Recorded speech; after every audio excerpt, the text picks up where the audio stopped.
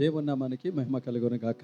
మన ప్రభువును రక్షకుడైన యేసుక్రీస్తు నామములో శుభములు తెలియజేస్తున్నాను. అందరు బాగున్నారు కదా? మరొకసారి పరిశుద్ధాత్మ దేవుడు ఆదరణ గడియ అనేటువంటి దైవిక కార్యక్రమం ద్వారా ఈ ఉదయకాల సమయంలో మిమ్మల్ని మీ కుటుంబాన్ని దర్శించి ఈ విధంగా దేవుని మాటలు పంచుకోవటానికి పరిశుద్ధాత్మ దేవుడు నాకు ఇచ్చిన కృపను బట్టి దేవుడికి వందనాలు చెల్లిస్తున్నాను. దేవుడు మిమ్మల్ని దీవించునుగాక. ఆమేన్. రండి దేవుని యొక్క వాక్యం విందాం.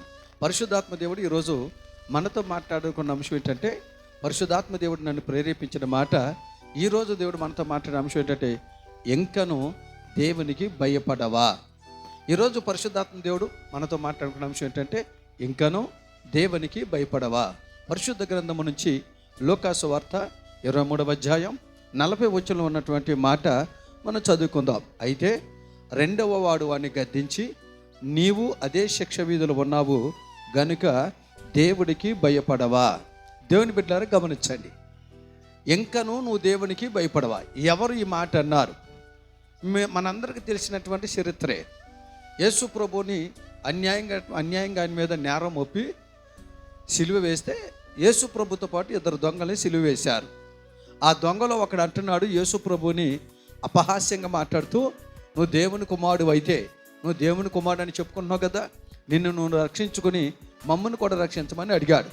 అప్పుడు ప్రక్కన ఉన్నటువంటి దొంగ అంటున్నాడు, అరే ఇంకను నీకు బుద్ధి లేదా? ఇది మనకంటే సబబే, ఆయన ఏ నేరము చేయనివాడు, నువ్వు ఇంకనూ దేవుడికి భయపడవా అని సిలువలో ఉన్నటువంటి దొంగ వేరొక దొంగని గద్దించాడు. ఈ రోజున దేవుని బిడ్డలారా గమనించాలి, ఈ మాట ఎందుకు పరిశుద్ధాత్మ దేవుడు మనతో మాట్లాడుతున్నాడంటే, చాలామంది దేవుని మందిరానికి వెళుతూ దేవుని యొక్క వాక్యాన్ని మోస్తూ పరిశుద్ధ గ్రంథాన్ని చేతపట్టుకుని నడుస్తూ కూడా చాలామంది దేవుడికి భయపడట్లేదు. సమాజానికి భయపడినంతగా, లోకములో రౌడీజంగా తిరిగే వాళ్ళకి అంత భయపడినంతగా, తాగుబోతులకి భయపడినంతగా దేవునికి భయపడట్లేదు. అందుకే పరిశుద్ధాత్మ దేవుడు చెప్తున్నాడు, మనము దేవుడికి భయపడాలి. దేవుని బిడ్డలారా గమనించండి, సిలువలో దొంగ అంటున్నాడు, ఇంకాను నీకు బుద్ధి రాలేదురా, ఇంకాను నీకు మనసు మారట్లేదా, ఆయనకి భయపడు. ఆమేన్. ఈరోజు దేవుని బిడ్డలారా గమనించండి, ఇంకాను నువ్వు దేవుడికి భయపడవా. ఈరోజున చాలా సంఘాలు చూడండి, సేవకులు చెప్పేది కూడా అదే, దేవునికి భయపడండి సంఘమా, దేవుని పిల్లలారా దేవునికి భయపడండి, దేవుడికి భయపడండి, దేవుడికి లోబడండి, దేవుని చిత్తానికి లోబడండి అని దేవుడికి చెప్తా ఉన్నాడు. సేవకులు చెప్పేది కూడా అదే. గమనించండి దేవుని బిడ్డలారా, ఎందుకు దేవుడికి భయపడాలి, దేవుడికి భయపడడం వల్ల కలిగేటువంటి ప్రయోజనాలు ఏంటో ఒక 2-3 విషయాలు మీకు చెప్తాను, జాగ్రత్తగా వినండి.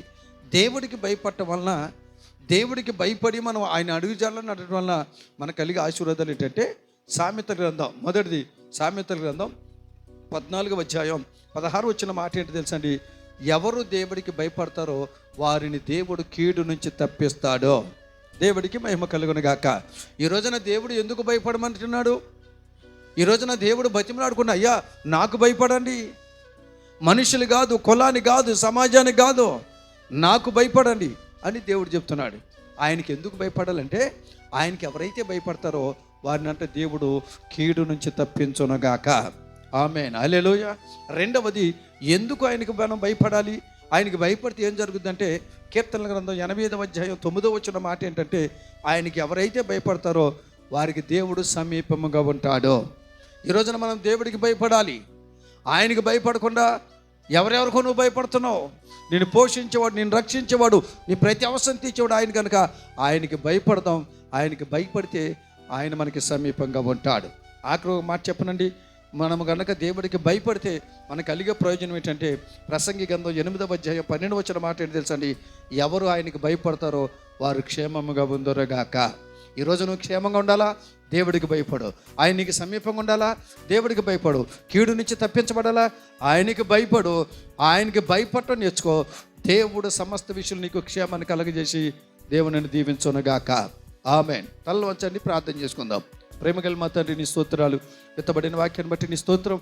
వాక్యం ప్రతి ఒక్కరి జీవితాలు ఫలింపజేసి ఎవరైతే ఈ రోజు నుంచి భయపడతారని నాయన ప్రార్థన చేసుకున్నారో వారి పట్ల గొప్ప కార్యాలు జరిగించమని యేసు నామములో అడిగి పొంది ఉన్నాము తండ్రి. ఆమేన్. దేవుడు మిమ్మల్ని దీవించునుగాక. ఆమేన్.